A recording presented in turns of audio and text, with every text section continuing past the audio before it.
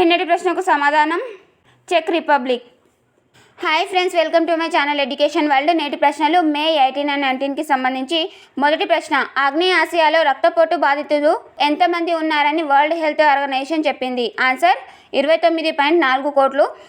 World health organisation యొక్క head quarter జెనీవాలో ఉంటుంది అండ్ దీనికి ప్రస్తుతం టెడ్రస్ అదనం గారు విధులు నిర్వహిస్తున్నారు.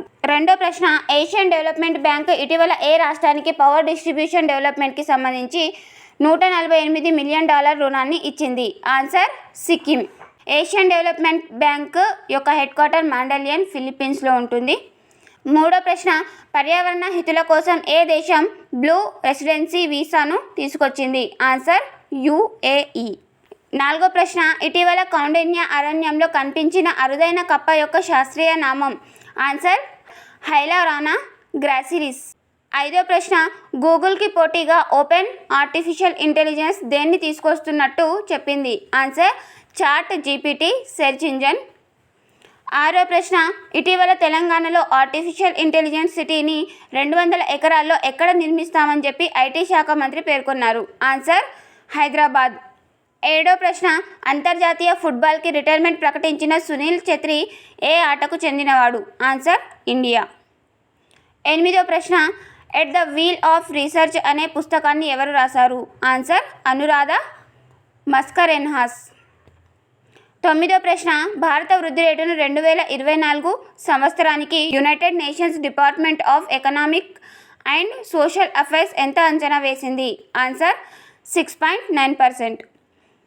GDP gross domestic product. ఒక జీడిపి అంటే ఏంటంటే ఒక సంవత్సర కాలంలో ఒక దేశ సరిహద్దులో ఉత్పత్తి అయిన అంతిమ వస్తు సేవ విలువలని జీడిపి అంటాము. ఇలా చాలా సంస్థలు భారత వృద్ధి రేటును వివిధ రకంగా అంచనా వేస్తూ వార్తల్లోకి వస్తుంటాయి. వాటి ఆ గ్రోత్ రేట్ని చూడండి. పదో ప్రశ్న, భారత్లోనే ఎత్తైన సెలా టన్నెల్కి ఇటీవల ఏ సర్టిఫికేట్ వచ్చింది? Answer international book of honour. అయితే భారత్లోనే అత్యంత ఎత్తైనటువంటి సెలా టన్నెల్ అరుణాచల్ ప్రదేశ్లో ఉంది. 11వ ప్రశ్న, మౌంట్ ఇబు అగ్నిపర్వతం ఎక్కడ ఉంది? Answer Indonesia. ఈ పర్వతం ఇటీవల బద్దలవుతూ వార్తల్లోకి వచ్చింది. అయితే ఇండోనేషియాకు సంబంధించి చాలా అగ్నిపర్వతాలు వార్తల్లోకి వస్తుంటాయి. ముఖ్యంగా Mount Semeru, Mount Merapi, Mount Ili Lewotolok, Anak Krakatau, Mount Sinabung, ఇలా ఇండోనేషియాకు సంబంధించి చాలా వార్తల్లోకి వస్తుంటాయి. రీసెంట్గా వార్తల్లో నిలిచే అగ్నిపర్వతాలను చూడండి. 12వ ప్రశ్న, MDH మరియు ఎవరెస్ట్ మసాలాలను ఇటీవల హాంకాంగ్, సింగపూర్లతో పాటు ఏ దేశం నిషేధించింది? ఆన్సర్ నేపాల్. MDH మరియు ఎవరెస్ట్ మసాలాలను ఇటీవల హాంకాంగ్ మరియు సింగపూర్లతో పాటు ఏ దేశం నిషేధించింది? ఆన్సర్ నేపాల్. భారతదేశం అనగానే స్పైసెస్కు చాలా ఫేమస్. అయితే భారతదేశానికి సంబంధించిన MDH మరియు ఎవరెస్ట్ ఈ రెండు మసాలాలను హాంకాంగ్ మరియు సింగపూర్ ఇటీవల నిషేధిస్తూ వార్తలు నిలిచాయి. ఎందుకు నిషేధించాయి అంటే ఈ మసాలా, ఈ 2 స్పైస్ బ్రాండ్స్లో వారు ఇథిలిన్ ఆక్సైడ్ అనే పెప్టిసైడ్ను గుర్తించారట. అంటే ఇందులో క్యాన్సర్కి కారణమయ్యేటువంటి కార్సోజెనిక్ ఏజెంట్స్ ఉన్నాయి కాబట్టి ఈ 2 స్పైస్ బ్రాండ్స్ని నిషేధించాయి. అయితే సింగపూర్ మరియు హాంకాంగ్తో పాటు ఇటీవల నేపాల్ కూడా ఈ 2 స్పైస్ బ్రాండ్స్ని నిషేధిస్తూ వార్తల్లోకి వచ్చింది.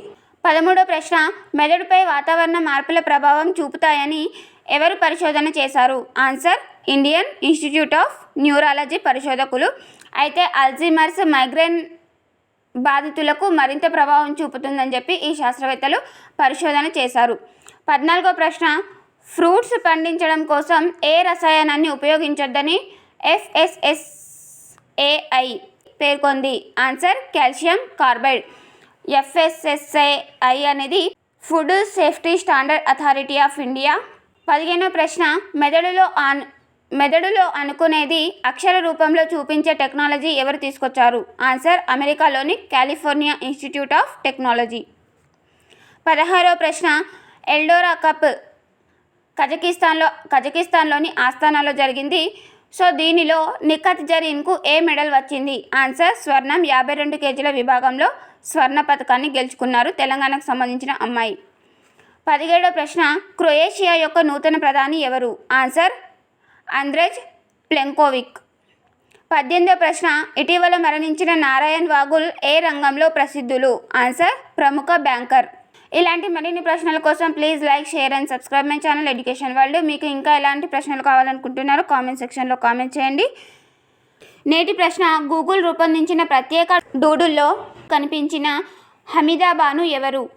దీనికి సంబంధించిన ఆన్సర్ నెక్స్ట్ వీడియోలో చెప్తాను. మీకు కనుక తెలిసినట్టయితే కామెంట్ సెక్షన్లో కామెంట్ చేయండి.